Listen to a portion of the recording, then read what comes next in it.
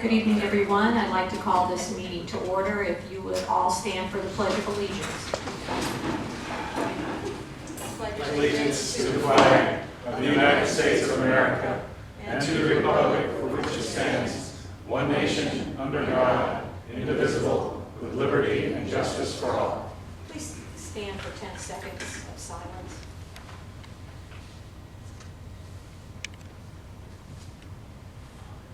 Thank you. You may be seated. And Deanne, would you call the roll? Commissioner Hanna, Here. Commissioner Hoofnagel, Here. Vice Mayor Palumbo, Here. Commissioner Fly, Here. Mayor Kennedy. Here. We'll go to presentations. Our first agenda item with the report of the Pinellas County Sheriff.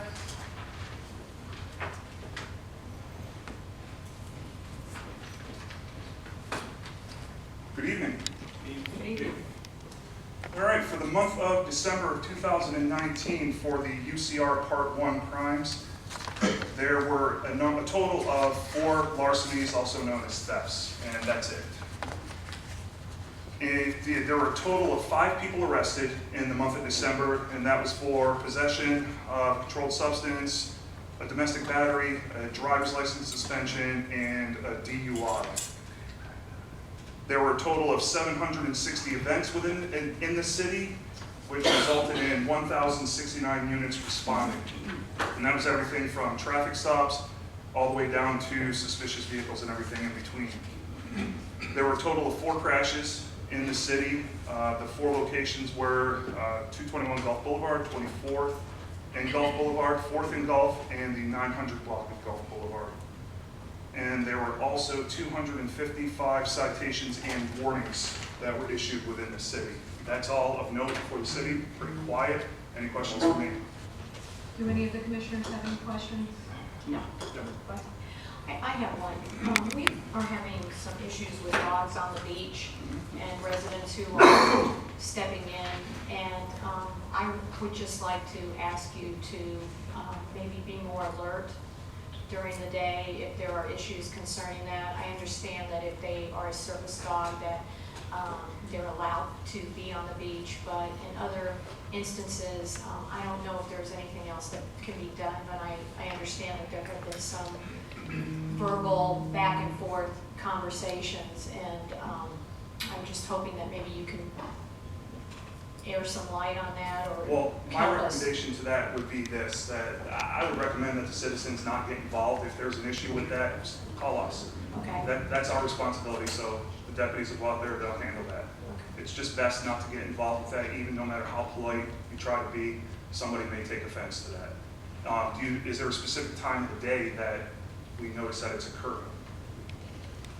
I mean, I always see during sunset, there's definitely during that time of night. Okay. There's a little bit more presence. Okay. Well, then I'll make sure I put out an email for all the shifts, just to be a little more vigilant and everything. But again, I would also pass along that citizens call us and just let us handle it. Anything else? No, thank you very All much. right, thank you. I just want to tell all the citizens in the audience that the sheriff comes here 15 minutes before our meeting at 6:45. And if you have anything that you would like to discuss with him privately, he is here for you to do that.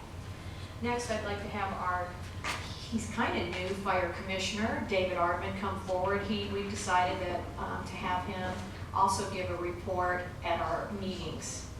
Thank you. Good evening, Mayor, Commissioners, and City staff, and thank you for making this an official agenda item, Commissioner Hoofnagel.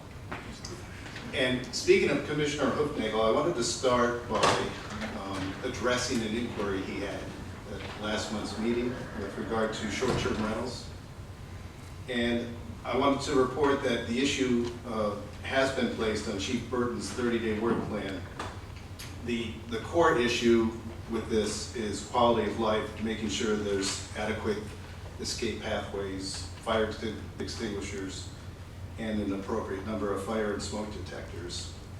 Some standard ordinances, though, for transient occupants may already exist. So Attorney Mora and City Manager Mims expect a call from the chief to go over what may already exist in the city and what can then be incorporated into some new standard guidelines. Excuse me. But I also wanted to request on Chief's behalf, he would like to make a presentation on the final findings at next month's meeting. So at this time in the agenda at next month, he will make a report. That's fine. Okay? From the district's perspective, I also wanted to give a report on New Year's Eve. I'm sure City Manager Mims will talk about this as well. Chief Burton and Inspector Bob Hill drove throughout the city from between 10:30 p.m. on New Year's Eve to 12:15 a.m. on New Year's Day. And they observed no fireworks-related activity. Personally, I heard some near the 8th Avenue area, but it was much earlier the evening. It didn't last long. But the chief and the inspector saw and heard no activity, so that's fantastic. Kudos to everything the city implemented, the signage, postcards, everything related to that. Commissioner Mims did just an outstanding job. Or city manager, I'm sorry. You just got promoted. Actually, you just got demoted, so. But great job. Great job. You and your group did a great job. I got a couple of questions from staff about the new fireboat. It's getting closer to being placed into service. Work continues on the boat lift at the Holiday Inn while onboard equipment is being installed.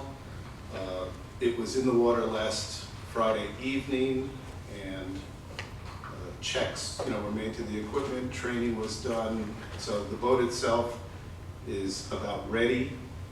It's the lift work that needs to be done, and I was notified this evening that I had not heard that the county is going to be beginning a very large forest main project in early February. So we need to coordinate our lift work with that work and make sure we're done in time for that work to commence. So I'll get more information from staff and have district personnel contact staff as well. And lastly, the newer rigid inflatable boat was retrofitted with jet propulsion, so as not to risk any injury for recovery.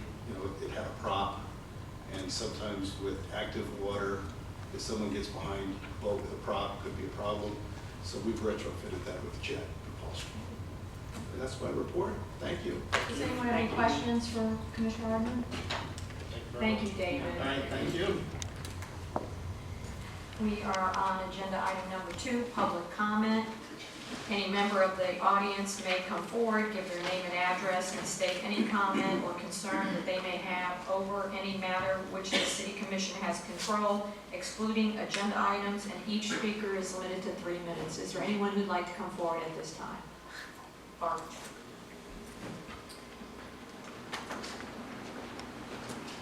Good evening. I'm Barbara Parker, and I am affiliated with the Beach Arts Center. I serve as the president of the Beach Arts Center.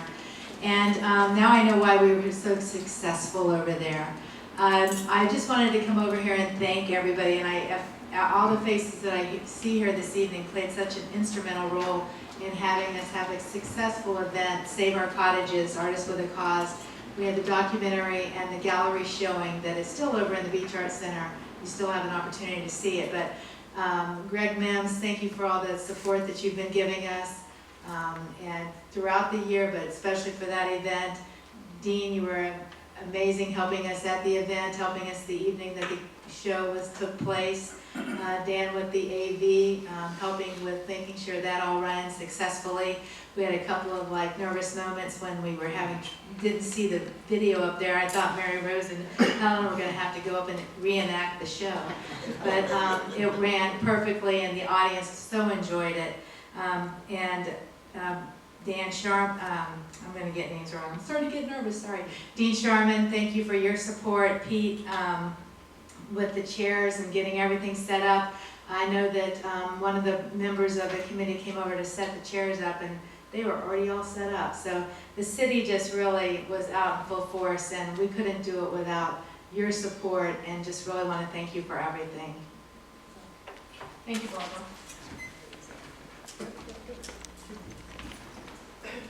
You come up, Joe.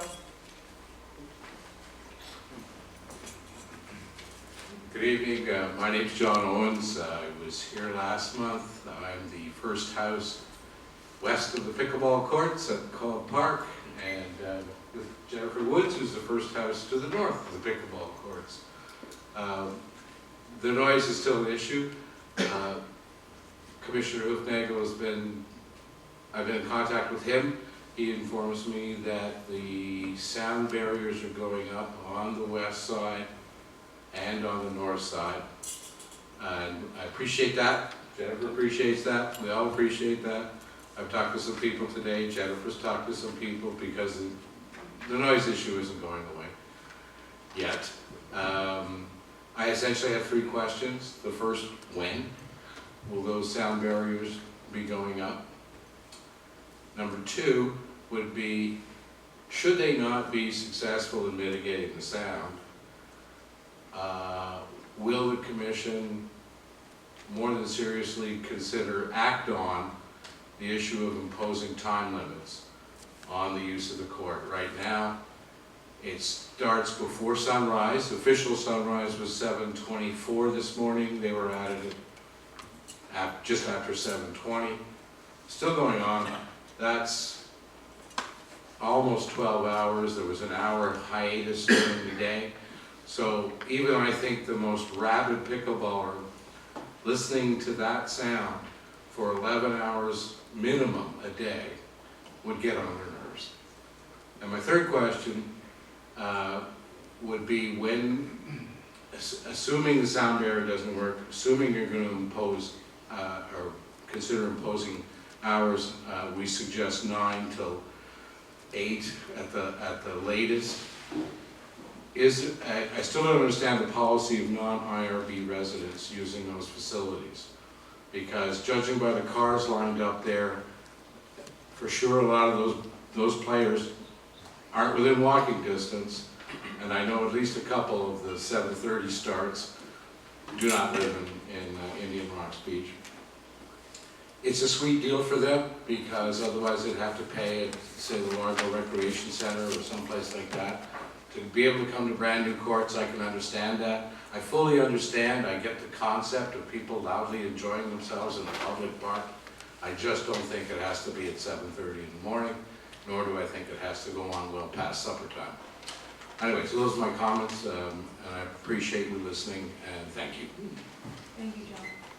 Is there anyone else who'd like to get up at this time?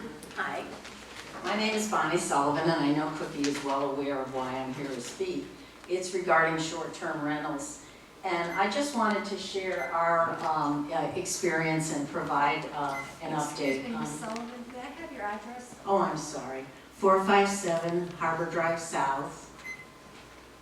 And many of you, if you're not impacted with a short-term rental, you may not be fully aware of the ramifications. Okay, so I'm going to share a letter I just wrote to the Senate, because they have 2 new bills on the floor. I hope you will reject Senate Bill 1128. On line 96, it states, vacation rentals are residential in nature, a residential use, and thus permitted in residential neighborhoods. In their use of the word residential, the drafters of the legislation are not only conveying, but undermining the meaning, corrupting and reversing the very ideas they claim to be clarifying. If this bill is passed, it will be a slow-moving freight train in our coastal communities, changing the very fiber and vibe of the neighborhoods your constituents live in. We bought our home on the Intercoastal Waterway 27 years ago in a quiet, single-family residential neighborhood long before the 2011 preemption law. For 2 years, we lived next door to a vacation rental. It is one of 3 properties owned by a non-resident investor and is taking a significant toll on our quality of life and stress levels. In the past 30 days, 9 different groups, a total of 44 guests, have checked themselves in with no on-site verification. And we reported unacceptable noise levels 4 times to the owner. This is not a residence. This is a full-time, for-profit hotel business. In our small radius of 80 single-family homes in Indian Rocks Beach, 11 are now short-term rentals. That is 14%. All but 2 are investor properties owned by non-residents, some owning multiple properties. 5 of our neighbors, this is no exaggeration, I'm sure you can speak to this, Nick. He's one of them. That may not be all the reasons he moved, but 5 of our residents have moved as a result of this. Our quiet residential neighborhood is transforming into an unattended hotel district and fostering an adversarial environment between neighbors and tourists. We're not opposed to short-term rentals and recognize the benefit that they provide to our local and state businesses and economy. But we believe this should be left in the hands of local governments who better understand the needs of their communities. Each Florida community is unique and should be treated as such. Why is the state listening to the lobbyists of the rental platform companies and not the voters in these formerly residential-only areas? Our city-town governments know what type of zoning is compatible and where overcrowding will cause problems. This bill's one-size-fits-all approach is wrong. I hope you will put the constituents and communities you represent ahead of corporate interests by voting no on Senate Bill 1128. Please reject the bill. And I would like, I know my time's getting low, but I would like to share one thing. We listened to the hearing in the Senate yesterday, and the bill was passed. On a very positive note, there were many representatives, senators who had issues with the bill. And in particular, I wanted to share what Brandy said on the bill. And I scribbled it down, so I'm not sure I'm getting it all right, but he had several key points, but for my benefit, this really hit home. He said, and I think he was referring to our city in his statement, he said there needs to be a mechanism to help with the large disparity between cities that were grandfathered in and not grandfathered in. And then he said, as an example, and he kind of muddled along with this, so I wasn't really clear. He wasn't even clear in his definition. He said, in one of our cities has a dispute with their ordinance where they made some minor little change or something and they thought they were fine, but they weren't. I'm assuming he was speaking about us, but I could be wrong. And his point went on to say is there's no mechanism to fix this, and it's flawed because of the fact that if you miss your date, you're out of luck and you're no longer grandfathered in.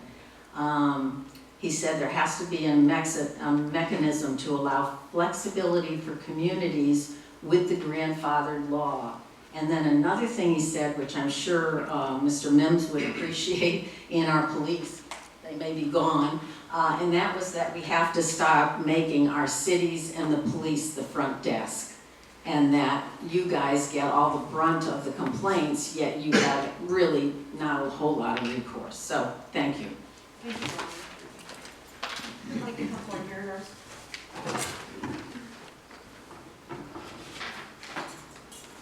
I'm Mary Rose Holmes, 718 Beach Trail, resident of Indian Rocks Beach.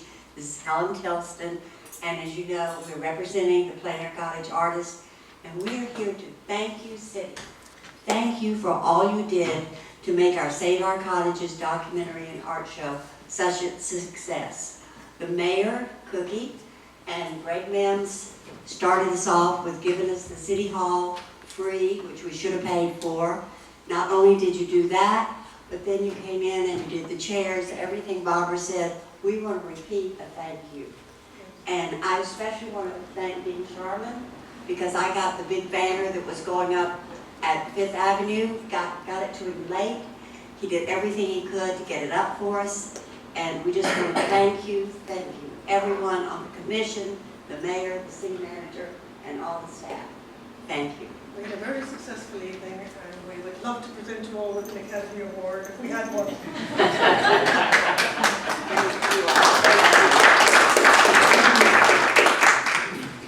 Who else would like to come on? You, yes. Jennifer Woods, 206 16th Avenue, north of the pickleball court, I just want to say I agree with John. We've been writing letters over the past several months, and my two neighbors who also live in the same complex I do, they wanted to be here tonight, but they're waitresses and they're working, and they just wanted me to say something because they come home late at night, and in the morning, 7 o'clock, they can't even sleep in because all they hear is the pickleball noise. So I just wanted to say that, and also the lighting situation of the pickleball. I mean, I noticed people playing now, the lights do not shut off until I think 11.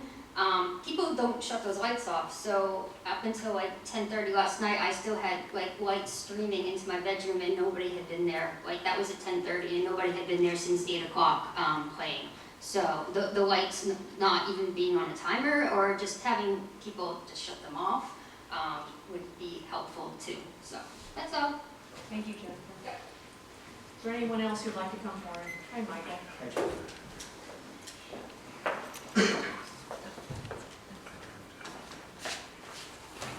For the name pickleball. Michael Davis, 14130 Rosemary Lane, condo unit 230, Largo, Florida, 33774. I was not able to attend the summer meeting. If I did, I couldn't talk too clearly. But I wanted to come tonight. I prepared a 3-minute typed out presentation the first time I went over. But I'm not going to read that. And hearing some things here, I'm just going to kind of say a couple things. I researched the short-term rentals, specifically, again, throughout the state of Florida. I've already gone through ad nauseum on the computer over the last 3 or 4 months, trying to figure out a way how we can, in this community, proud to say as a volunteer for 3 decades, bridge some of the gaps in the cohesiveness of the culture. And those that are full-time residents, if you have a feeling that those short-term rental investors are doing somewhat some pay-to-play that is reasonable, and again, my topic is the business tax receipt certificate, which at $35, I think is just a little bit more or equivalent to an Access Beach parking ticket. Holmes Beach is an excellent, excellent example. I've talked to 2 or 3 of them there, the building inspectors. I just haven't been like combing through this. I'll be happy to sit and help. I think our first big step that we have here that coulda, shoulda, woulda been done is that we look at say anywhere from a $300 to $1,000 business tax receipt certificate, which is the average cost. This is not a penalty. And then I'm quite pleased to see that the fire inspections and the codifications there are being dovetailed, because that can also fall back on the city. So Phil mentioned in October that there would have been a workshop to be scheduled. I really, really implore you to look at your fiduciary responsibility with all due respect to the commission members and the city staff to set forth a serious consternation to having scheduled a workshop on this. I would be happy to attend, answer any questions. But one of the best prototypes we have is Holmes Beach, similar in size and scope. All kinds of other, this is some of my new information I dovetailed down. That really the main focus is set up a workshop, inform the public about it. That was read into the minutes in October. Thank you very much. Thank you, Michael. Okay. Is there anyone else who'd like to come forward at this time? John. John Fansfield, 448 Harbor Drive South. Happy New Year. Want to thank Bonnie for coming up and doing that, and she's been working on that significantly. Kelly and I have also been writing, and anybody who wants to see what was spoken at that hearing yesterday. You can go online and look at it. It's now online. And also, if anybody has written, it'd be nice to write to Brandis and thank him for his change of heart on that. And hopefully something good will come up. It'd be nice if Randy has a chance to bring us up on speed on anything else we might be able to do. The Florida Senate and House bills are pretty much the same, and they aim to take away a number of IRB's regulations over short-term rentals. Also want to say thank Greg and staff for the latest newsletter. It was so nice to see. It was full of so much useful information about fireworks, and about coyotes, and particularly about recycling to help explain things. And I think that's a terrific service. It was well written, put together good information. I suggest in the future, one thing you might want to cover is also rain sensors. Rain sensors have been law in Florida for over 10 years, and basically says residential houses that have irrigation systems are supposed to have a rain sensor, and it's just a shame when you drive around in the rain and see all these houses. And we have a water shortage issue in Florida. It's going to continue to get worse with development. So I'll be speaking to the Pinellas Commission about that, but it wouldn't hurt to have something in the newsletter, and I'll be glad to supply the information on that. So that's about it.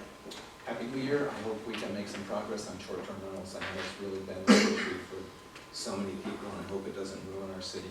Thanks. Thank you, John. Is there anyone else who'd like to come forward at this time? Hearing none, I'm going to close the public hearing and ask our city attorney, do you have you had mentioned that you were going to discuss earlier the vacation rental bill. Happily, Mayor, thank you. A few things. There are presently, as many of your fellow residents have already stated, there are two main bills, Senate Bill 1011 and House Bill 1128 are the companion bills. The main issue relative to short-term rentals in these bills is the preemption that would, we've talked about preemption and home rule. What these bills would do is preempt all local regulation of short-term rentals, full stop, and put it all under the Department of Business and Professional Regulation. You would have to have an official registration number, much like the number that we create now through the BTR system. That would have to be a part of your ads, but it would seek to get cities all together, whether you are Orlando, Indian Rocks Beach, or Ocala. It doesn't matter your size, nature of your community, etc. The state would be principally responsible for the regulation, exclusively responsible for the regulation. Some of that fight is being had over, but what if we were before 2011, and we've been doing this now for 7 or 8 years this way, under the current preemptions, but operating, but the general direction is not even to preserve that. All the different ways that we've adapted, that other communities have adapted. This legislative session, much to use in the former football coach's press conference, they are who we thought they were. It's come back again as anticipated, and that should not shock or surprise us. Hopefully, the continued efforts of residents, special interests, League of Cities, etc., can be persuasive, if not in stopping this effort altogether, at the very least in mitigating its impact. You've received a bit of, there's been some commentary on successful models in other communities. One such community that's come up tonight and on other occasions is the City of Holmes Beach.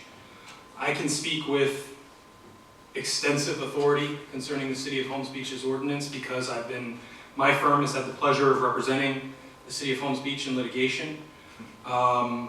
They are presently, we have prevailed at trial on one. As a result of that victory, 2 of them were voluntarily dismissed. At present, there's 26 lawsuits pending against the City of Holmes Beach. Just last week, our firm prevailed on a motion to dismiss as against in 3 of those cases that were before one judge in part. And the element that was being tried in that particular case was the city of Holmes Beach had regulated the number of occupants to be 2 persons per bedroom.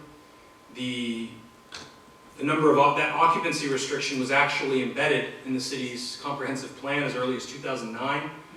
It was not memorialized in the land development regulations until 2015, and then a corresponding vacation rental certificate scheme, which is what was referenced earlier, went into effect in 2016, and that is when property owners had to make an affirmative representation. One of the challenges about things like aspects like occupancy for short-term rentals is that historically, well, one, economies adapt and economies evolve.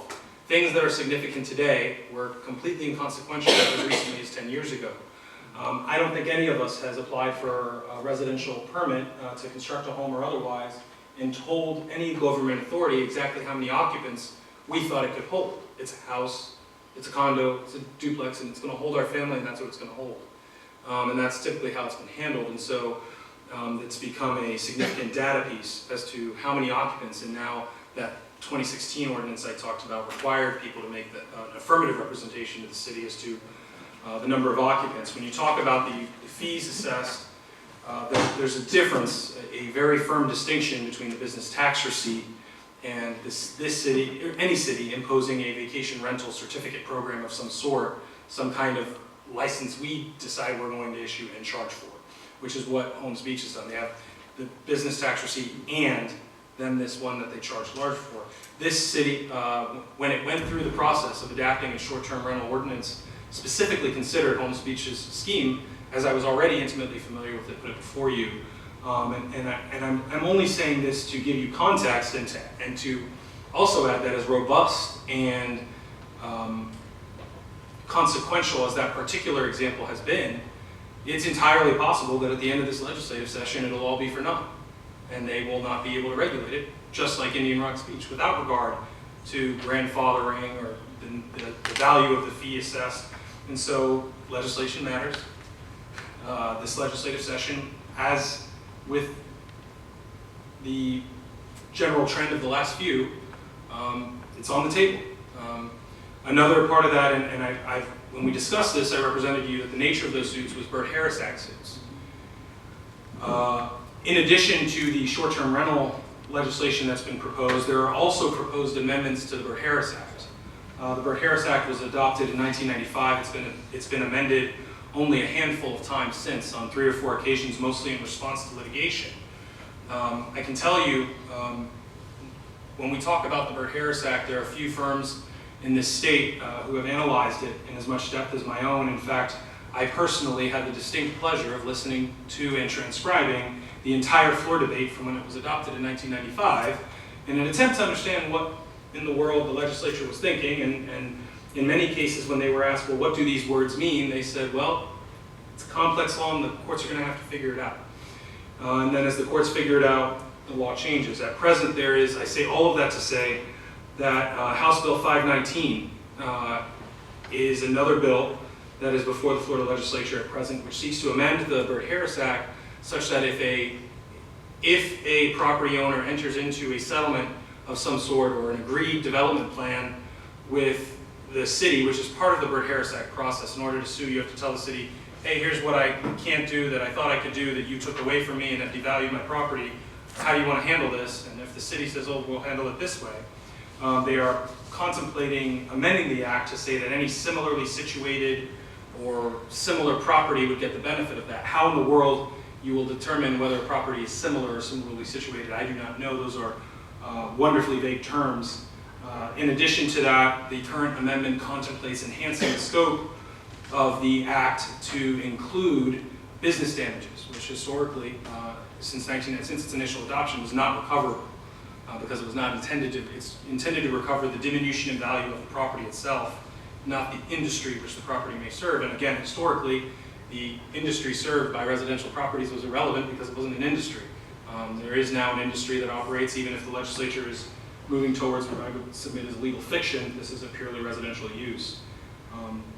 It's a lot more editorializing than I typically care to do, but I do want you to know, one, as commissioners, you have considered the landscape. We brought you everything from Flagler County, which had arguably the most robust and legally tested ordinance, other schemes from other cities. I know I'll probably never live down the Coke Zero and Diet Coke analogy. I find analogies helpful. That actually came up in our Bert Harris hearing, our use of analogies. But the issue is difficult, and I sympathize with this commission's challenge as lawmakers and the residents' challenge as people who have made an investment in their community, and also people who host short-term rentals and have made a different kind of investment in their community and in their family and otherwise. There's a lot of competing interests. It is not a simple solution. Trust and believe if it was a simple solution, we would not be talking about it at every single meeting nearly for the last 3 years. I assure you that if it was as simple as just drafting a new ordinance, I certainly would have readily advised this body that it should do so. There are a lot of moving parts, and the fact that we are not exclusively in control is among the most challenging elements of this, because even if this wonderfully handsome, brilliant attorney you had came up with something to just be the panacea to all problems, we would find out tomorrow that that was preempted and we are done. So with that, that is my update as it relates to the present legislative session on short-term rentals, the Bert Harris Act. Otherwise, we continue to work, when I say we, I mean myself, the clerk, the city manager, to bring things forward before this body. Another legal thing that we do have to adapt is a revised sign code in the coming year. That's scheduled to be, or we've got a meeting on a staff level next month, hoping to push that forward but through around the second quarter of this year, pending the nature of the comments. Otherwise, I am happy to answer any questions or address any concerns you may have. Do any of the commissioners, Ed? So, thank you for the explanation of all that. Question is, if there's a deed restriction, that still holds, right? If there's a deed restriction against short-term rentals, nothing in this slate of legislation is envisioned to override a deed restriction. Is that correct? At present, there's nothing that would seek to override that. Deed restrictions, however, are not typically enforced by the governmental entity. They are enforced by those to whom the covenants inure the benefit. So if it's typically your neighbors, or if it's like a condominium association, for example, on their restrictions, then those are the people who would have standing to raise that. The city would not have. Yeah, we're not a party to that restriction typically, as I understand it. I would have to analyze that, but ordinarily, deed restriction is usually something enforced by private parties as against each other, because what you are doing is a detriment to my benefit that I got by being a party to this. I actually, can I ask a question? Not this one. Not at this.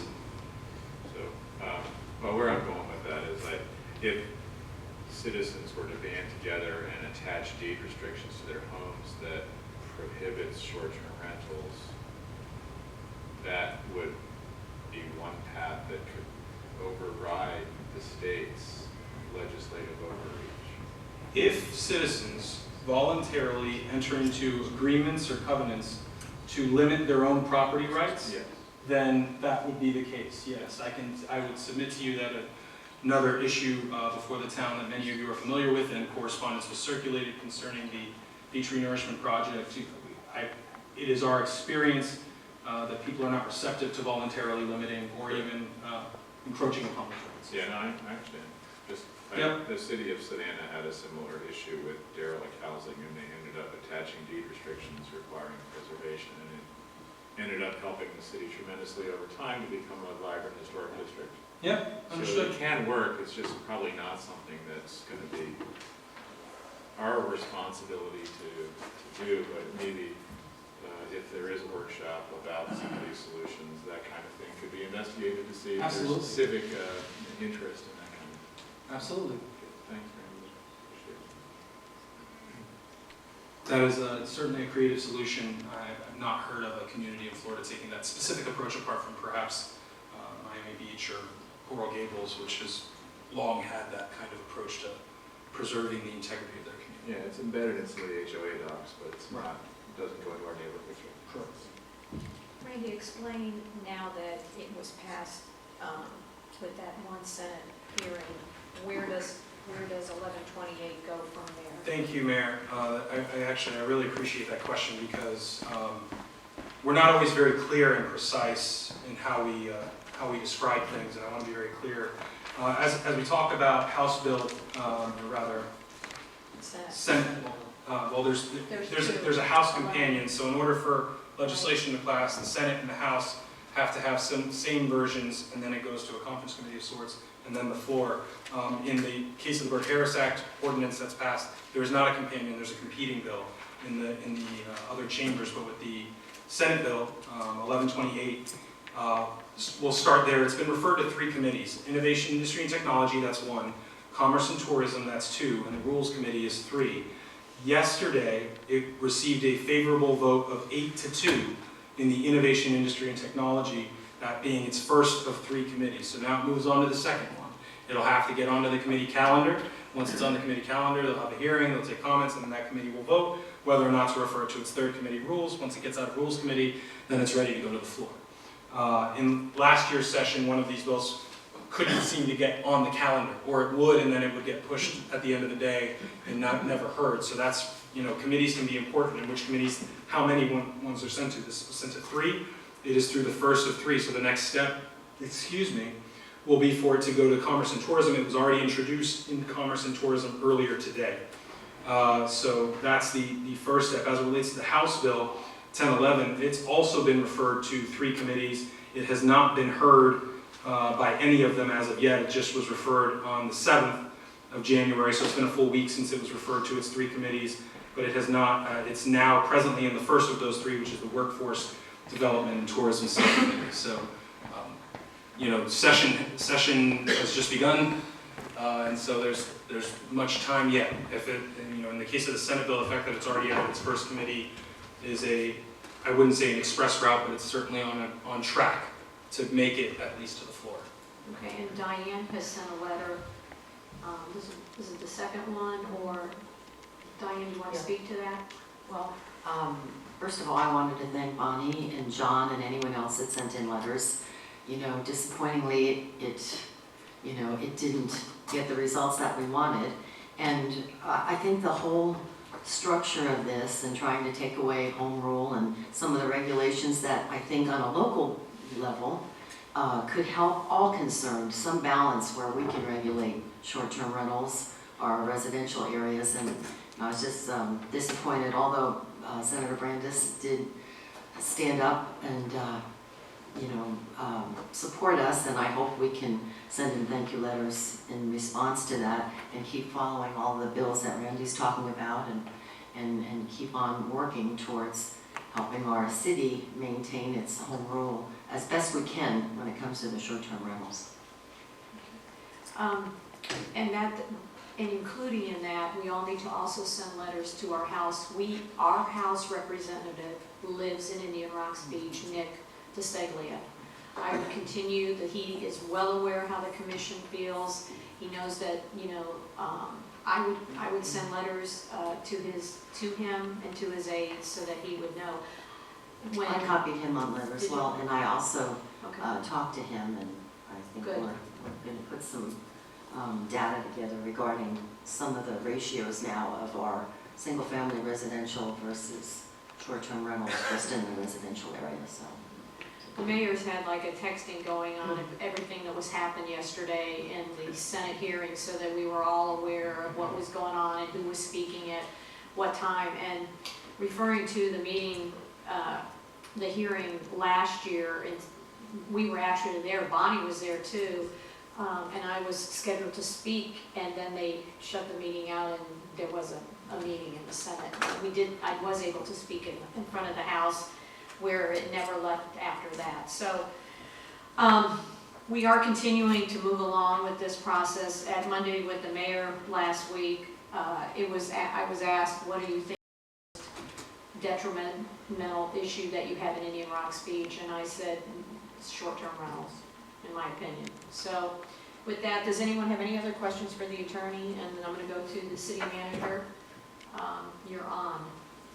That was me? Yeah. I have several things to cover. I need to embarrass Dan Carpenter right off the bat. Dan Carpenter Friday was inducted into the Pinellas Hyde Park High School Sports Hall of Fame. So we have a Hall of Famer. Wow.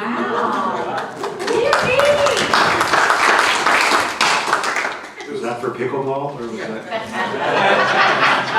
Oh, boy. He was a swimmer. That was good. Second thing is, you probably, for the public that came in the front door, you probably noticed there's a large truck sitting out front. That's this solid waste department's new boom truck. That's a capital improvement, a budgeted item in the budget. I've asked for them to hold off and let y'all see it, the public see it. There's one employee that's just dying to get his hands on it. So before they got it dirty, I wanted y'all to see it. And that came under $17,330 under what the budget was. The Gulf Boulevard Underground project is on track. We had a meeting with our engineering firm, I guess last week. We're thinking that the utilities, including Duke, should be finished by August, September.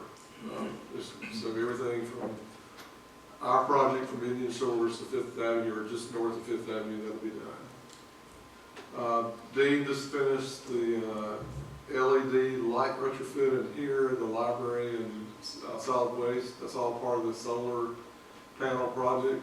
It's one of the many things that Dean has on his plate. The next step is put an RFP out to hire somebody to do solar panels, but this has to be done. And I think I mentioned at the last meeting, he pulled off one of his magical things, and where a few months ago we thought it was going to be, I forgot what the number was, $19,000. He got it done for about $5,000. So that was a good job by Dean. The other thing we just finished was that it was budgeted, we talked about it in the budget work sessions. We had an issue in the auditorium restrooms that's been repaired and fixed. The Bahia Vista street reconstruction, the curb work we finished within 2 weeks. And then they'll go back, the way we're doing those, they'll go back and they'll mill up the whole base, put a new base down, and put asphalt down.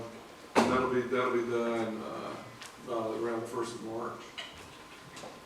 We've submitted a funding request through Senator Brandis for LED lights for the Campbell Long Field. It's a $140,000 project. We've asked for $112,000 in state money, and then the city's match would be $28,000. If we get the grant in the upcoming budget, we would just compartment it, we'd set that aside.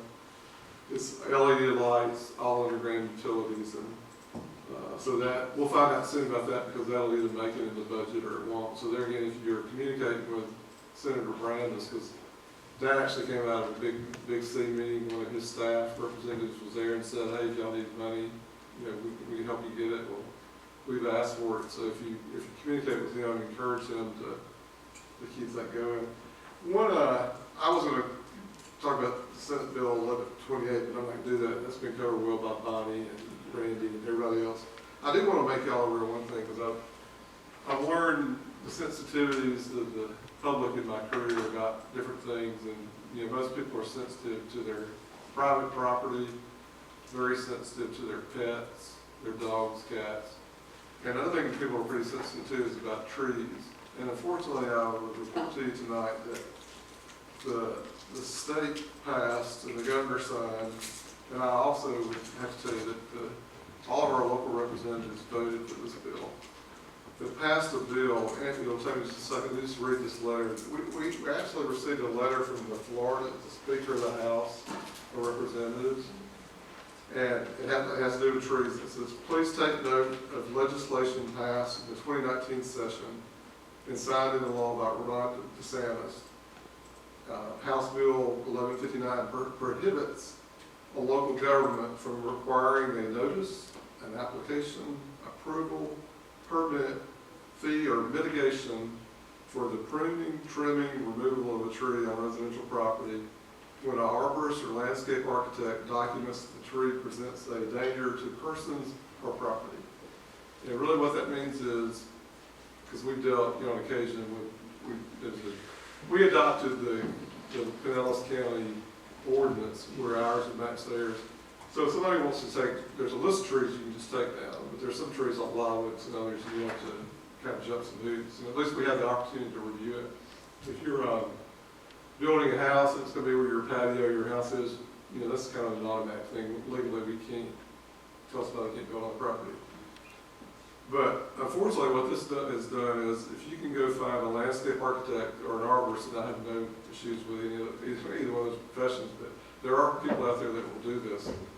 If you can go to a landscape architect or an arborist and get a letter stating that the tree presents a danger to persons or even the broader category of property, they can just take it down and do what they want to without a permit. So I'm just giving you a heads up because there's a few properties in town that still have large trees on them.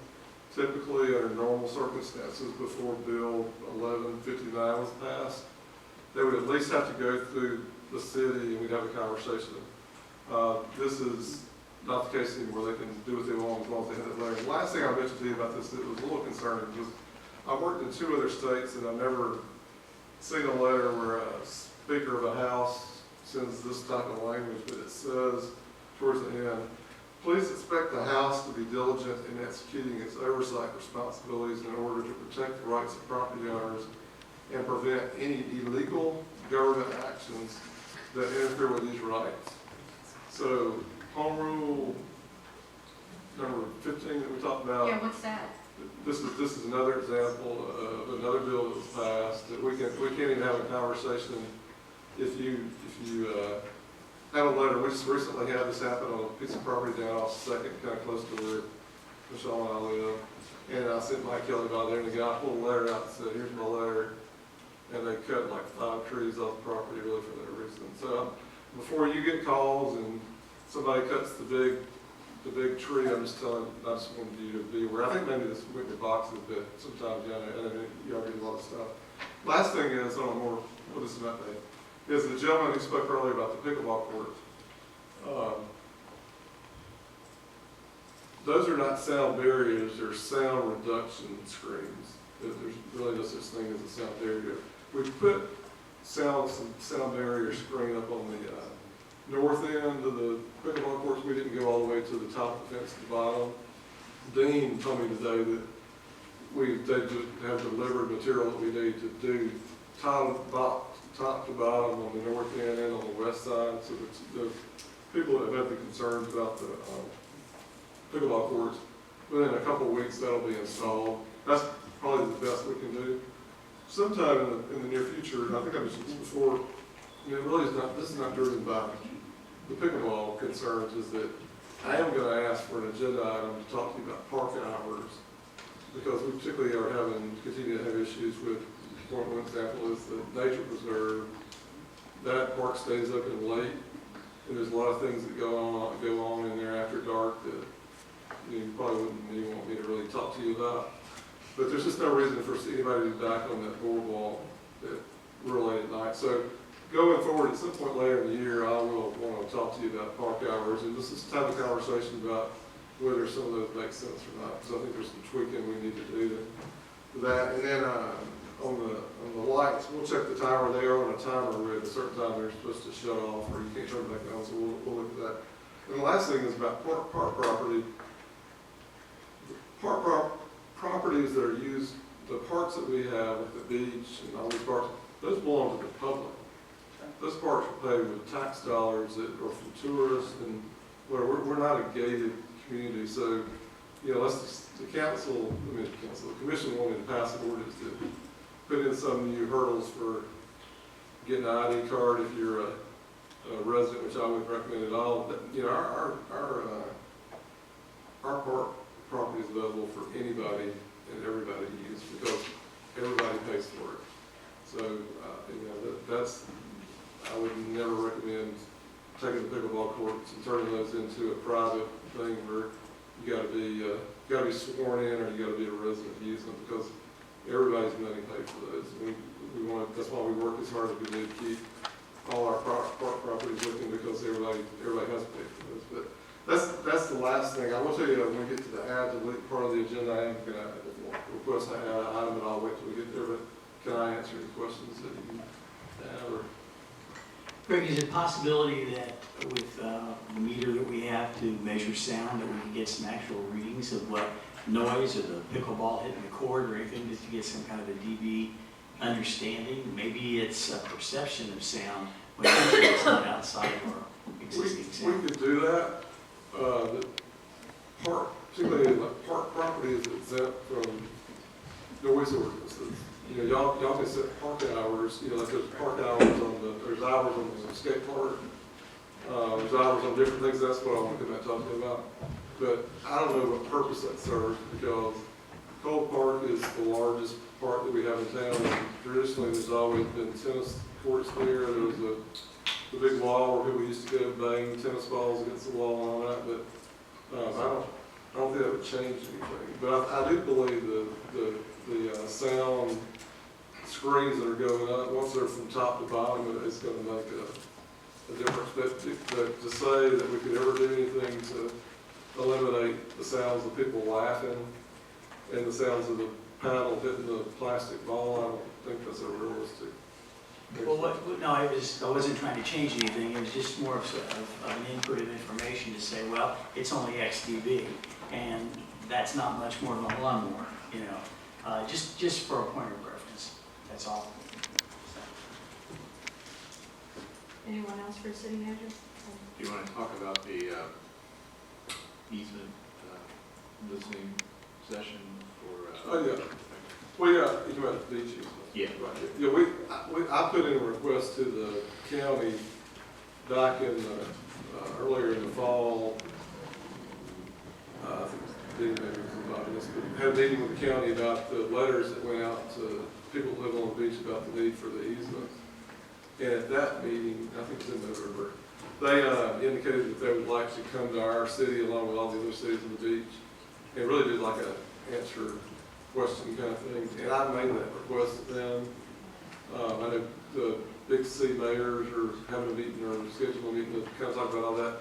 But yeah, we hope to get that scheduled where people that oversee those letters can come in and talk directly to the county. And the Corps Cookie we had a meeting Saturday. I know there's some other work going on with the congressman about trying to get the Corps' help to kind of clean some of that up. But yeah, we've asked for that, and hopefully we'll get that set up. We'll let the public know what it is. Okay. Is there a specific time you want the park hours scheduled, a specific month? No, I'll get with the clerk and figure it out. Okay, we'll go to the commission. We'll start with Mr. Hocknagel. Would you like to give us a report? Since the last commission meeting, we had the HR Center and the Homeowners Association did a tour of homes, and I heard it was wildly successful. So thank you to our civic organizations for having such a nice event, and for the city for all the help involved in that. I'm sure that there was a lot for them. Otherwise, we talked a little bit about the short-term rentals. I do think the answer to the short-term rental is going to be deed restrictions. We're not going to change the state. We're not going to change the law. And even if they were to rescind it, there would be a tremendous amount of Bert Harris liabilities for the people that bought properties with the expectations that they could rent them. So the answer is going to be to lock up the supply of those things and then gradually buy the other ones when they become distressed and take the deed restrictions from in there to eliminate the supply of short-term rentals in our city. Otherwise, that's about it. Thank you. Phil, would you like to, do you have any? Not a whole lot this evening, just that the art center and the movie and everything was really well done. Wish everybody a happy new year, and we'll have a good year ahead of us. Let's all get together and it's moving in the right direction. Commissioner Flagg?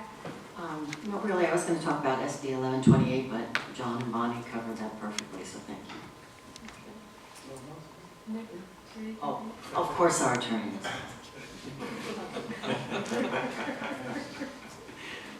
Okay, several things. I'm just going to go over the calendar first for this month and next month so that in case there is anything that you might want to attend. Let's see.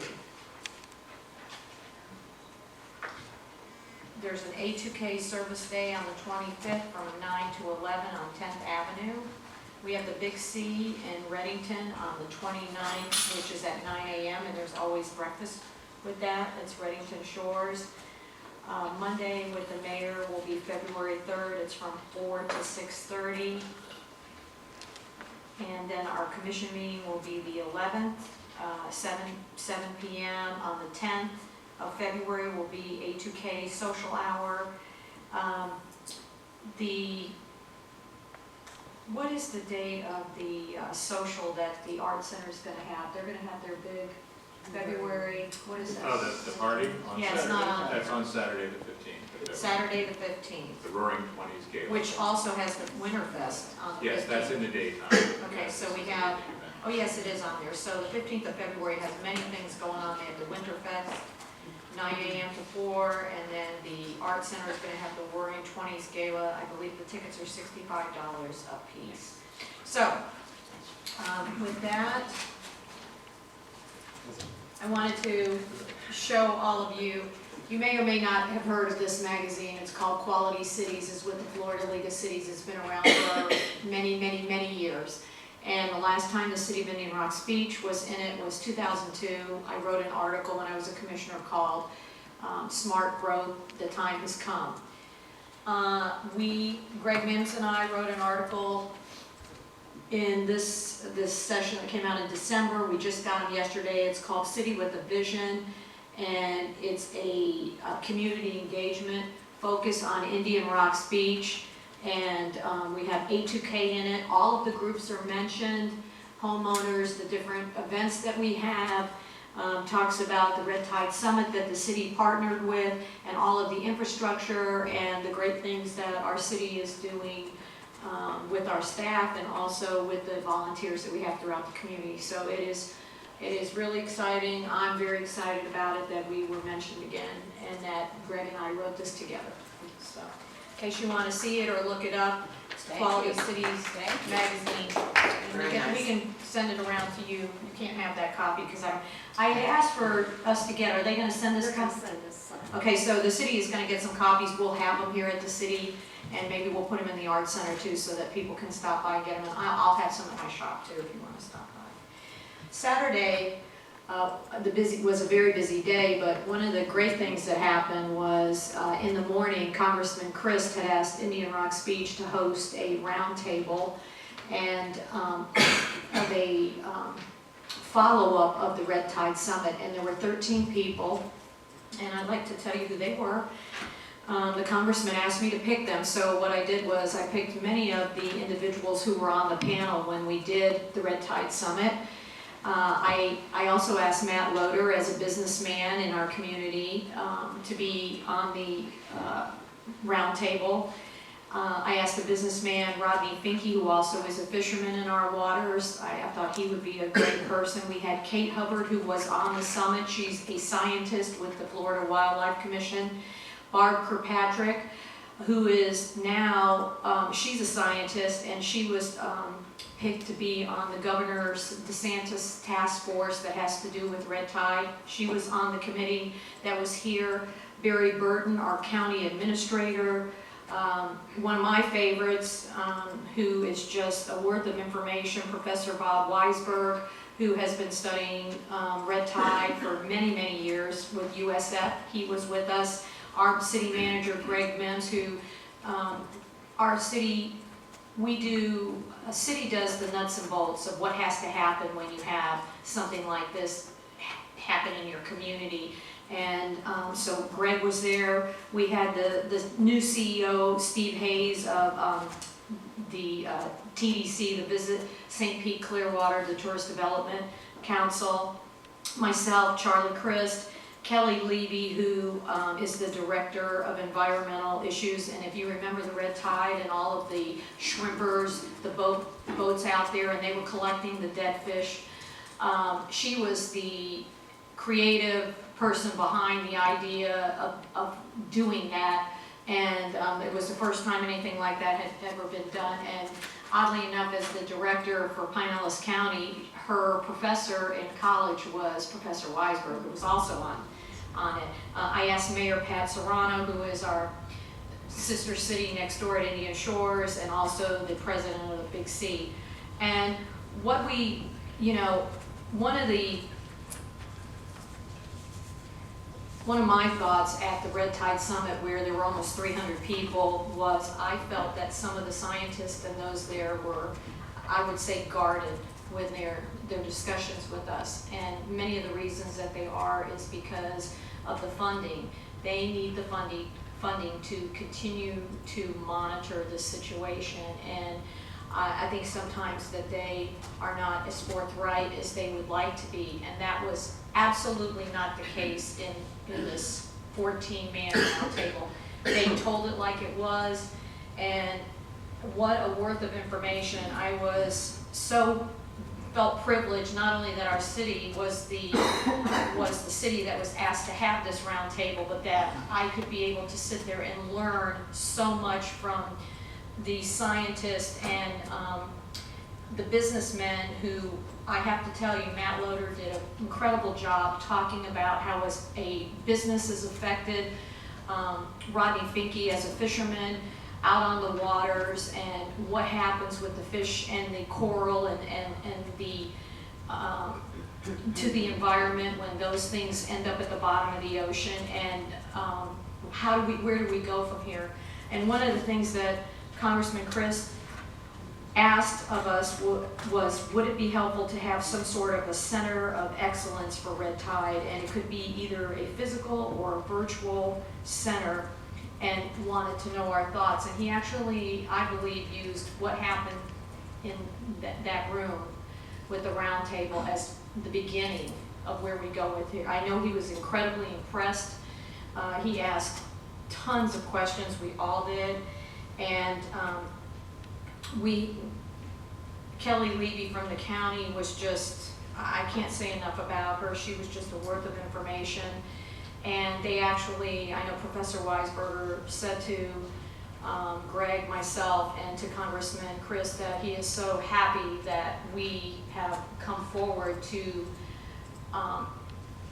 be active in the plight of the Red Tide and where we go from here, because there aren't a lot of people that are elected officials or involved that are even really touching this. So as we go from here, I will keep you posted on what's the next step with the congressman and how we continue to move ahead with the Red Tide. And you may or may not know this, but he was able to acquire $10.5 million that NOAA will be the agency that will hold the money and disperse it to the other agencies on working for the Red Tide. So Saturday was an incredible day all around, starting with the Red Tide and then ending with the beautiful plein air cottage artists in our community. And I have to say, we have an awesome community, and it's just wonderful.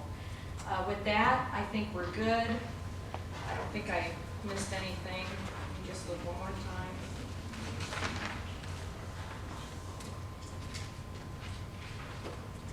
No, I think we are. Okay.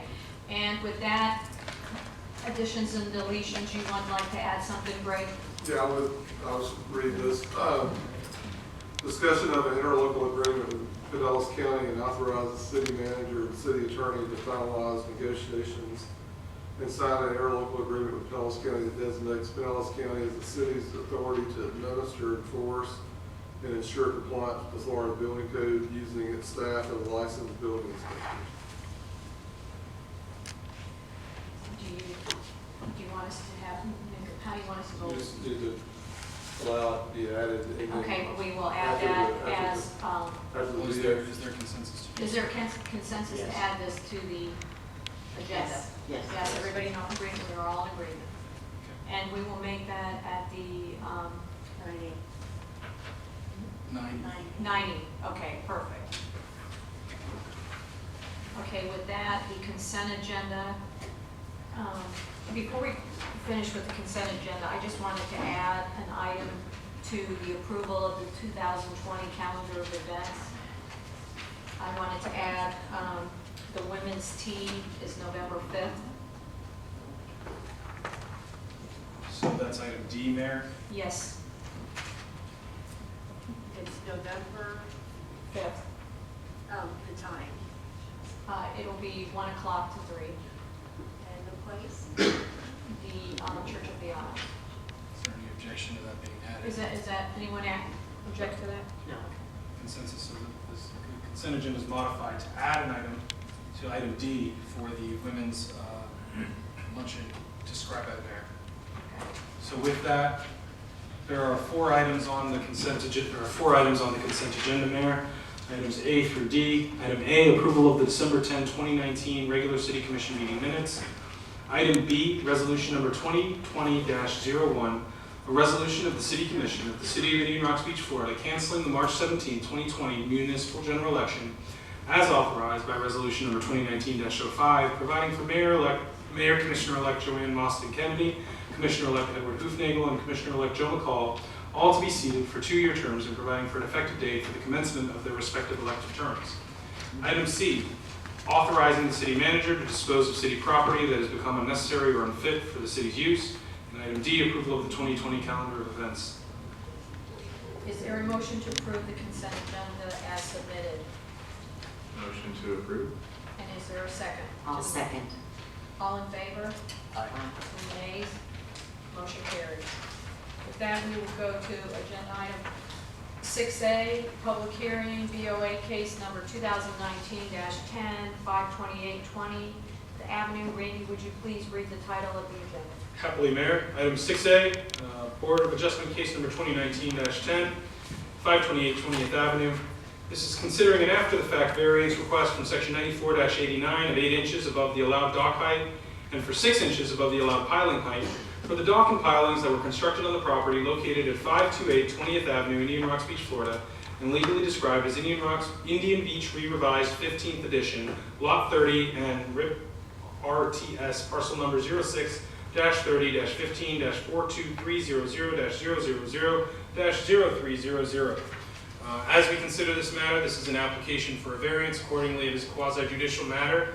In a quasi-judicial matter, you are not making the law, but rather establishing or applying the law to establish facts as put into evidence. Again, you are considering substantial competent evidence of those facts and criteria. Before we begin, has any member of this body had any ex parte communications with the applicant concerning this application? No. The record reflect all responded in the negative. Has any member of this body conducted a site visit for the limited purpose of evaluating this application? No. Record reflect all responded in the negative. With that, will anybody who intends to offer any testimony before this body concerning the application being considered at the moment, please stand and raise your right hand so that you may be sworn in.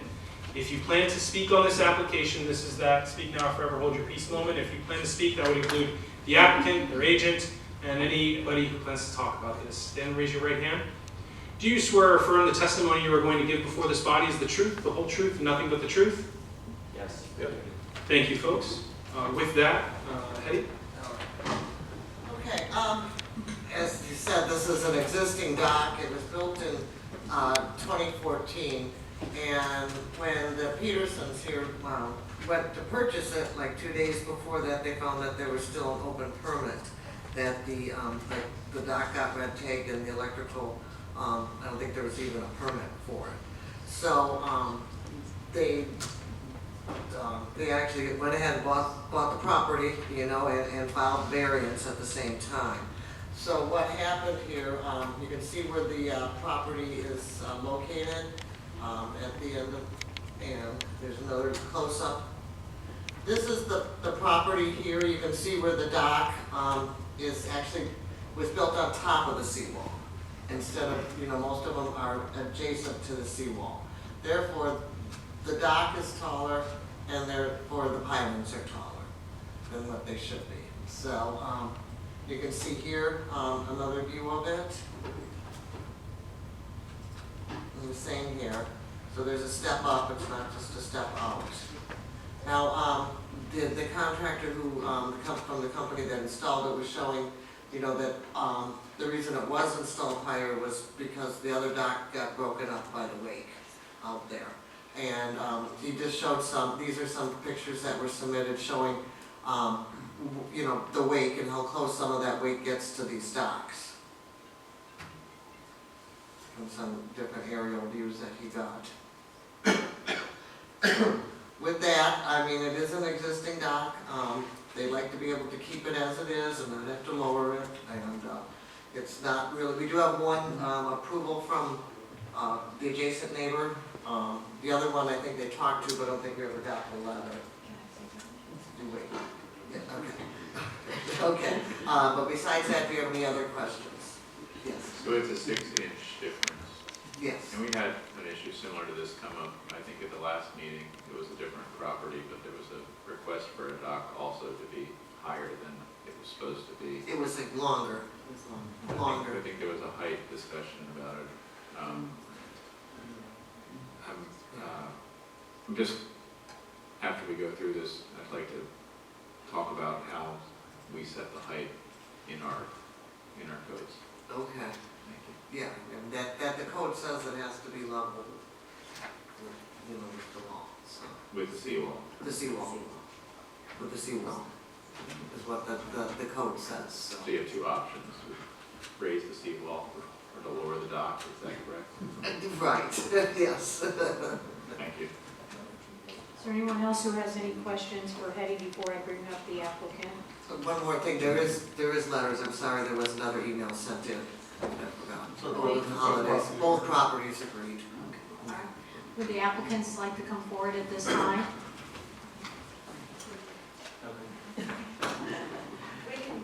We didn't realize we were going to speak tonight, but we have Please been... state your names and addresses. Yes, Alan and Nancy Peterson, we're the owners of 528 20th Avenue, and this is the third property that we've owned in Indian Rocks Beach. And when we purchased the property, we understood that everything was in order. We're not asking for any changes whatsoever, and the dock is built on top of the seawall. And I shall note the dock south of, or just to the east of us, is also built on top of the seawall also at 530. And so we have spoken with all of our neighbors. All of our neighbors have been completely supportive, and many have reached out to the city to indicate that they're also in support of not having us to lower this dock to put it in compliance with the current ordinance. So we would certainly request the commission approve this request. Thank you. Would you like to say? I also wanted to say that you said that you only received one letter? What did we Or get? two? Two. Okay, because the lady who is to the north, or to the east of us, closer to the water, came down to the town hall and said she wanted to, comment on it. And the person at the desk, I don't know who it was, who she talked to, she said it was some man, said, oh, you don't need to do that. And, Of course not. so I was like, what? So, and she really, well, she has a vested interest because her dock is also above, you can see it in the picture. Hers is also above. And with the water rising and everything being what it is, there's a lot of wave action there. And I mean, we didn't realize that it was not in compliance, but it certainly seems that in the future, perhaps the law needs to be looked at because the water is rising and the boats go through there really fast and the wave action is crazy. So hopefully, we hope you will approve it. Do any of the commissioners have any comments or questions for the applicant? I'm going to have all of you sit for just a second. Hetty, do you want to, before I go out to public hearing, is there anything else you want to say? No. Okay. I'm going to open this for public comment. Is there anyone in the audience who'd like to speak on this issue? Okay, hearing none, then I'm going to close it. And that gives the applicant another opportunity. Staff and the applicant. Staff. Anything else you'd like to say? Is there anything else? Okay, we're looking for a motion. Is there anyone who has a motion on agenda item 6A, BOA case 219-10? Motion to approve BOA case 2019-10. And is there a second? Second. Is there anything Clearly you'd the like to say? hardship, I think the hardship is clearly that they purchased the house and it was already not in compliance, and that's unfortunate. I think that's also mitigated by the fact that it's a relatively minor variance that's being requested, and also that in the neighborhood next door there's a similar circumstance. So I think those factors altogether would suggest that it's a reasonable variance to grant. Phil, do you have anything to add? No, I would agree. It's a shame that it wasn't caught ahead of time, but, you know, you bring up a good point about rising waters, and might be something for everybody to consider. So thank you. Nick, any questions? Diane? Deanne, would you like to call the roll? Vice Mayor Palumbo, Yes. Commissioner Fly, Yes. Commissioner Hannah, Yes. Commissioner Hufnagel, Yes. Mayor Kennedy. Yes. There you go. Thank you very much. Congratulations. Thank you. Thank you. Glad it worked out. So, maybe, I didn't realize that I should have done it where it was additions and deletions, but perhaps we could request at some point these kinds of rules be evaluated so that they don't come in front of the commission. This is something I think that is, I can't envision this commission or subsequent commissions ever telling someone who's got something already built that was purchased that they have to raise their seawall or lower their dock, especially in the climate that we're talking about with, you know, having, what did they call it in the dynamic communities or something, where we're supposed to be planning for changes in the ecological challenges that we face. So maybe we could ask staff to go back and identify certain of these instances that maybe should be tweaked in the code. Greg, are you in it? Would that be okay? You have, I'm how do going you to feel address about that as part of the item that I asked. Okay, you. okay. All right, we'll talk about that. With that, there are no legislative matters tonight. Agenda item 8, we have no work session items, so we will go to 9A, other business. And Greg, I will let you begin.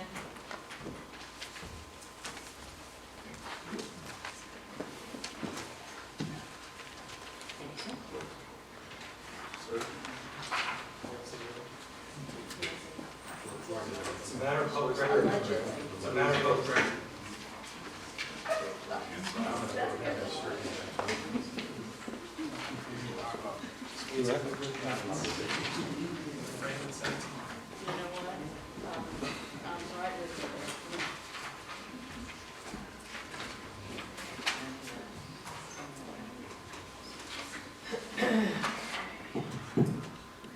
What I want to talk to you tonight is about an operational issue of the city.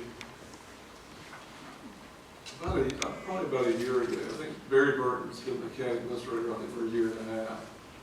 He and I had struck up a personal, professional relationship, and one that was a good hire, in my opinion, by the county. Me too. County commission. He's been nothing but proactive and helpful and all those things. But if I could just, I know y'all want to read all this, but if I could just cover it verbally, then we can dive into it. So I just want to make sure that you communicate this. The city has had its own quote-unquote building department for a long time. It's consistently consisted of a building official and like a secretary or administrative assistant. Just the nature of how that's set up does not lend itself to efficiency, doesn't lend itself to really like quality customer service, a lot of things. Because the fact about it is, no matter who we have in those positions, nobody can be certified in everything. In the building world, you know, there's building, there's plumbing, there's mechanical, there's electrical. And those all require a set of Florida that you be certified. And there's different certifications for residential, there's different certifications for commercial. And what Barry and I talked about, in fact, this came up also during the budget review process. There was at least one commissioner during the process that wanted consideration of an alternative way to deal with building permits.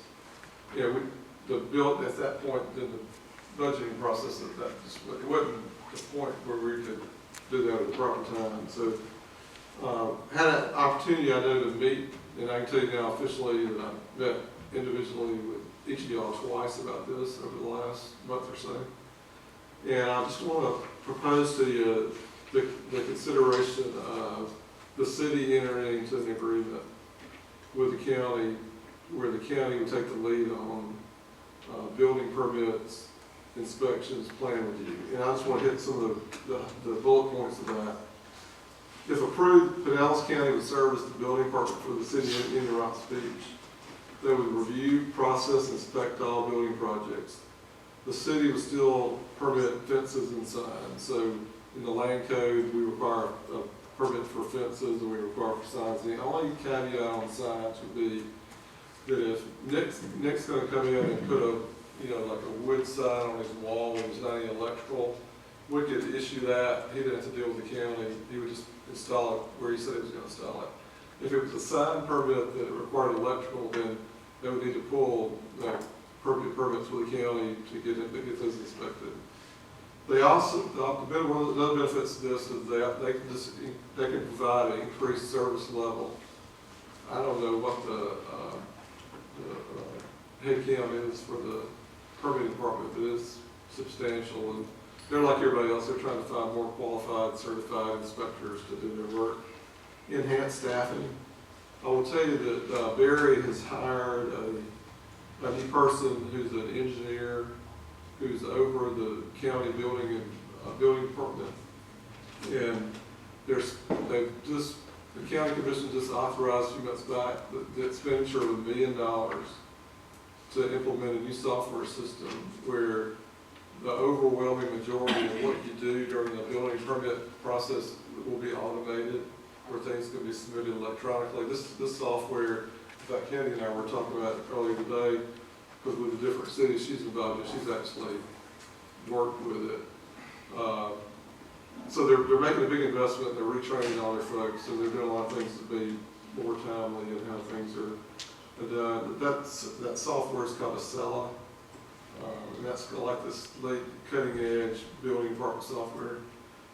If you consider doing this, it's revenue neutral by the legislature, and we're going to talk about mandates in a minute.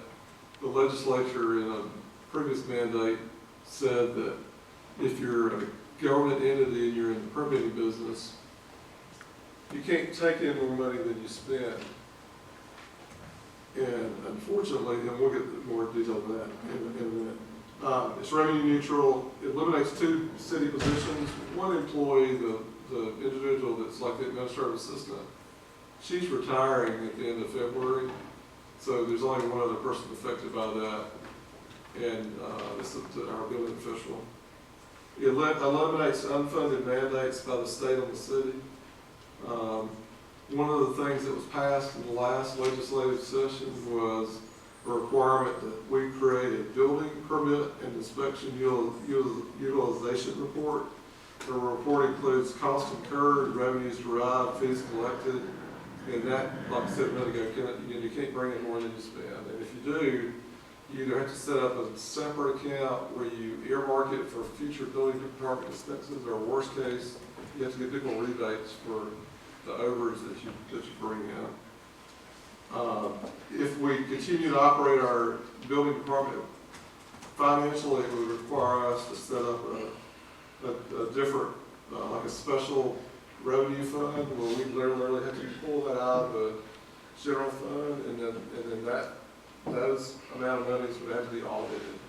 So not only do we have a city audit, then we have to have a special audit to audit just the building department. That means every time the legislature they meet, there's just some new bill with some new twist about permit fees and what you can and can't do with them, and then now you have to have an audit.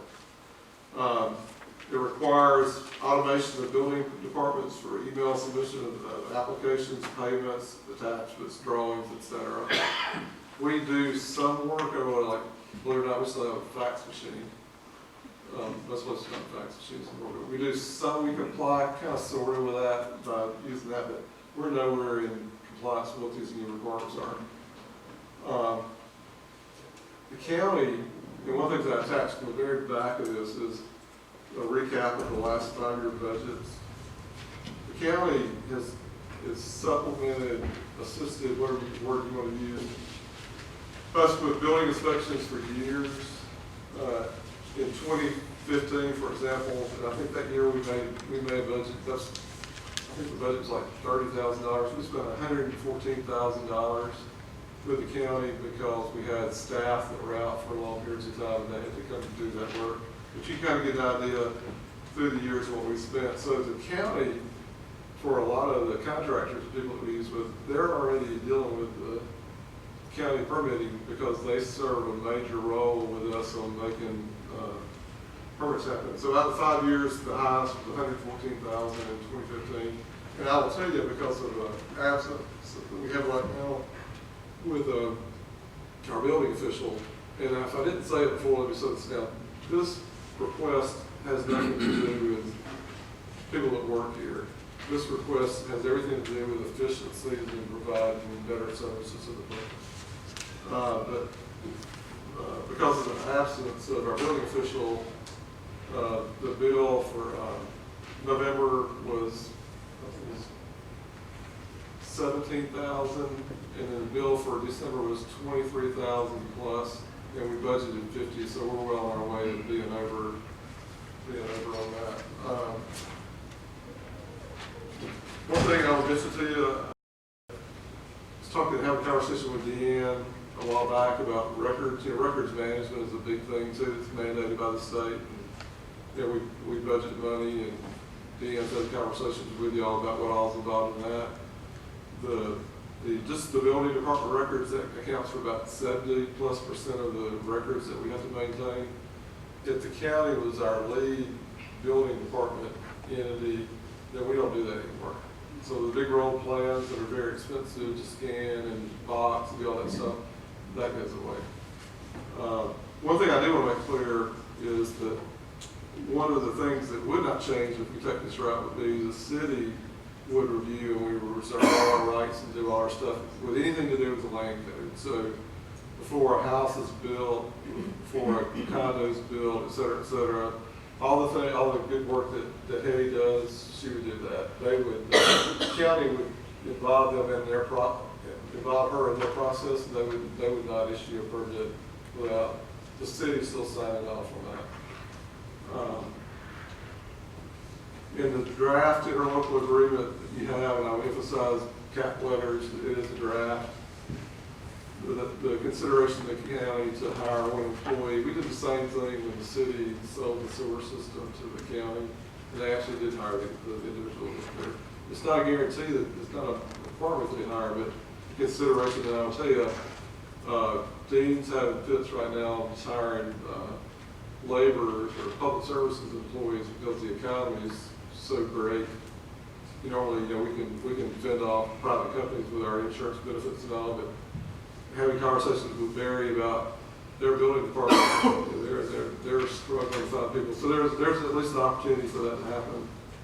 The county already has interlocal agreements with Bel Air Beach, Bel Air Bluffs, Bel Air Shore, and Oldsmar. Each of those agreements are a little different. They prescribe different things, but Oldsmar is a city of about 14,000 people, and they have a relationship with them.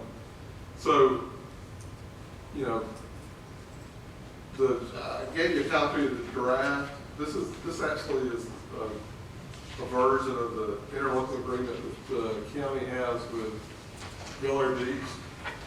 There's not a lot of complications in this. It's not a money thing because they receive the permit fees and they deal with them just like we receive permit fees. But it lays out, who does what. It lays out that they're completely responsible for the Florida building code. There's some things in there that you'll see some unfinished. There's a whereas paragraph where it talks. I want some information from the county for them to put in about the streamlining and updating they're doing on software and people and those kind of things.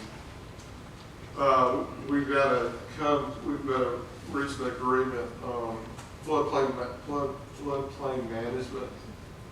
Dean manages our CRS program. That's where the citizens benefit from literally hundreds of thousands of dollars in reductions of insurance.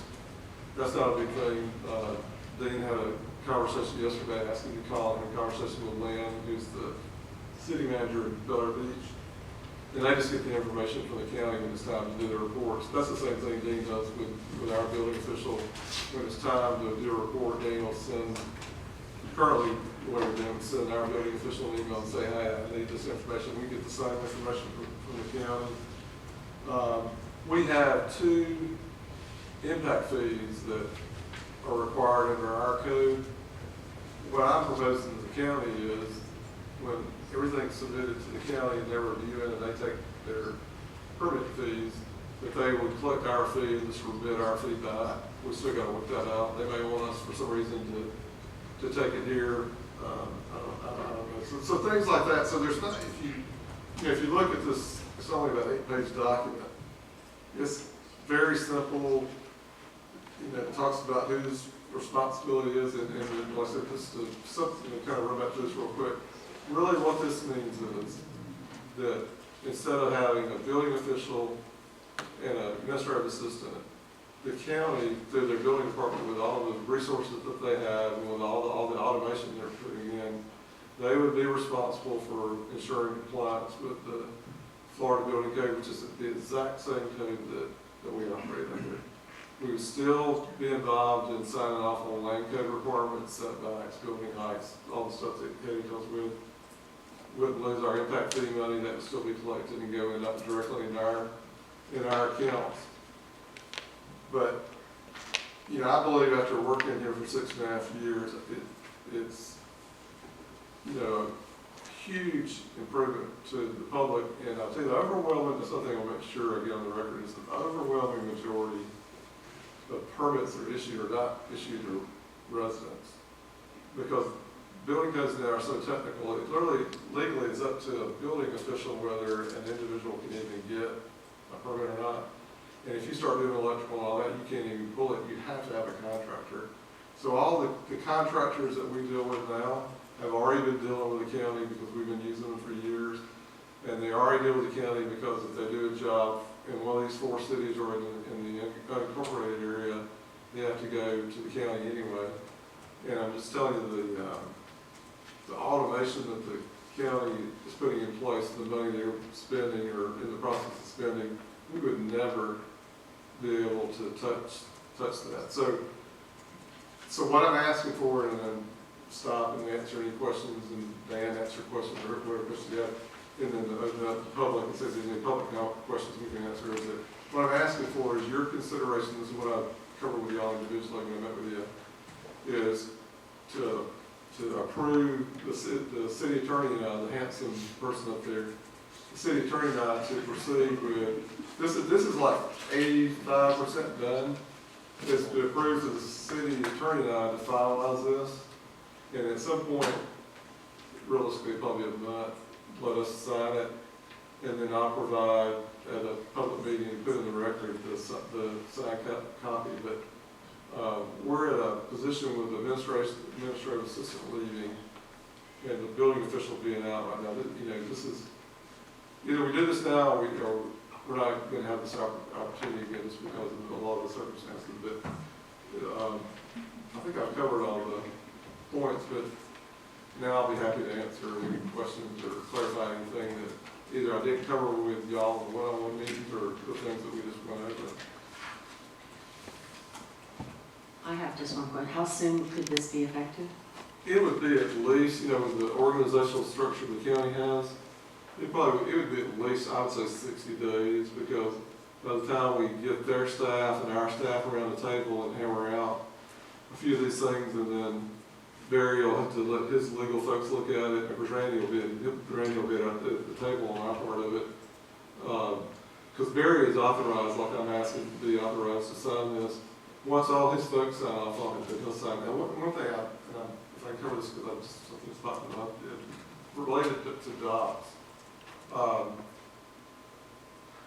4 or 5 years ago, I asked a staff person to look at our dock requirements, the county dock requirements, and the long and the short of that was they're about 95% the same. The county, 3 or 4 years ago, used to have an allowance where you could build like a roof over a dock. They've changed that recently. You can't do that anymore, so that matches what we're doing. Dock permits would also be incorporated in this. They have a different department that does nothing but issue dock permits. That's another thing that I want to remind y'all of, make the public aware of, is that if you build a dock in the city of Indian Rocks Beach, you have to go to 2 places. You have to come get through our permitting process and pay a fee, and we do our review, and then you have to go to the county and do the same thing, pay another fee. And that, understandably, for a lot of people is highly frustrating. But back to what I think where Ed was headed with that is that we get this agreement in place, and one of the things I've got to do with staff is to work through a process with the county to see where the differences remain, and then get back with y'all and see if we can mirror those as much as we can. For example, the county commission has authorized their staff that if there's what they consider to be minor variance requests, and I've never read what that is, but yeah, I would say that 6 inches that would be maybe in the category. Within whatever those guidelines are, they've actually authorized their staff that if they were to get certain things, including letters from the abutting property owners, those are all handled administratively. They don't go to the county commission. The county commission used to do what y'all do, where they have one after the other. But there's limits on that. In other words, the staff can't sign off on a dock that's 8 feet taller than it needs to be. But that will be part of this, would be that I've got to have a conversation with the separate dock permitting people about their requirements, our requirements, and how they mesh, and then, what I need to come back and talk to y'all about. I'm trying to make those as close, but they have put in place some administrative things to handle those more in-house versus, full-blown public meetings and those kind of things. But docks would be included, like I said early on. The only things that we would change is fence permits and then sign permits, and then sign permits, they have to go to a second step if you're going to put electrical or et cetera, so I'll stop there. Greg, are their fees going to be comparable to what we're charging? I would be less than honest. I told you I've had time to pull their fee schedule and look at, because with building permitting fees, that might be for 300-400 things. But that would be very comparable. But there again, if a contractor is doing work in these 4 cities in the incorporated area, they're already paying the county fees anyway. So there's not, to answer your question, there's not going to be a huge amount of difference, but I'm sure that in certain line categories there are going to be some differences that I don't know what those are. But we would not be able to force the county to have a different fee schedule for us versus everybody else. They're going to use whatever they're using. Curious what it be. Okay. Does anyone else have any questions for the city manager? If not, Ed, are you okay? Then I'm going to go out to the public and open the public hearing. Is there anyone who'd like to make a comment on this item tonight? You may come forward. John.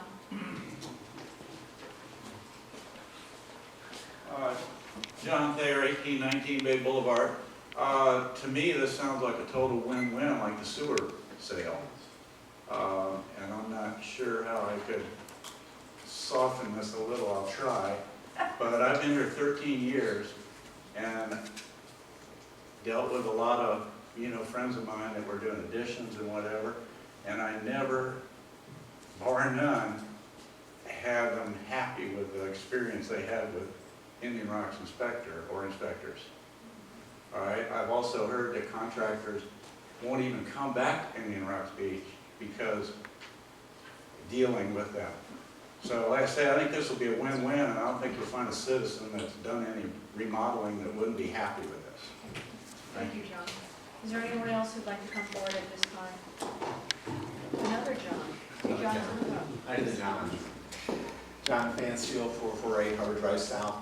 I'm neutral on this, and I appreciate what John said. I've heard similar things too, so this may be a win-win.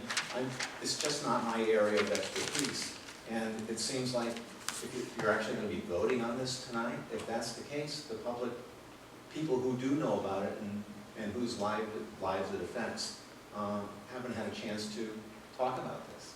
So I would It's going to suggest. come back 2 more comments. Oh, it is? No, it's not. No. It's not an ordinance.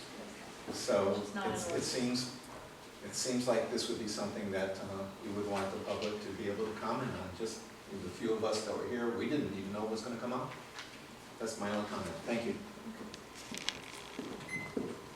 Just a question for Greg along those lines. I think it's a good idea, and I support it, and I'll vote for it if it comes to the vote tonight. If we authorize you to negotiate tonight, can we have a request that we postpone the finalization until the next meeting? Would that hurt your timeframes if we did that? Because that would give the public a chance to chime in. It wouldn't hurt my time frame, but I had this discussion with each of you before I brought this up. And we're the time crunch that we're under because of not having a building official and running into some issues that I've had. It's a 30-day delay. And the fact of the matter is, if we, out of courtesy to our building official that we have tomorrow morning, I plan on having a conversation with him about the plans for going forward. He's out on medical issues, so this is an operational thing that I've had conversations with literally not hundreds, but a lot of contractors, residents, and I'm going to stick with my presentation to that. This is in the best interest of the city and its residents, and not get into at all the topic that was just brought up with people's opinions about individual people. But the response I've gotten is, what day are you starting at? So, but that's entirely up to y'all. Y'all set policy, approve things, but there's a pretty urgent need to go forward with this. And although I understand what John said about the opportunity for the public to comment, the public's already dealing with the county and county inspectors and things, so there's no change in that. For most people, it'll be a seamless thing that they'll never really realize there's been a change, other than to the transition period. We'll have to get the word of contractors, and maybe a contractor comes in and says, effective such and such date. The counties have that to. Y'all obviously can do what you want, but I don't like the delay. Or wouldn't. Can I say something? With the delay. I might add, as John said, it's not his expertise, but most people in the public would not even realize frequently in this last few years, we've been dealing with the county anyway on all of our permitting and the way we've had to reach out to the county to do inspections. There would be very little notice of anything different, except we are going to improve our operation at the city, which is really our goal right now.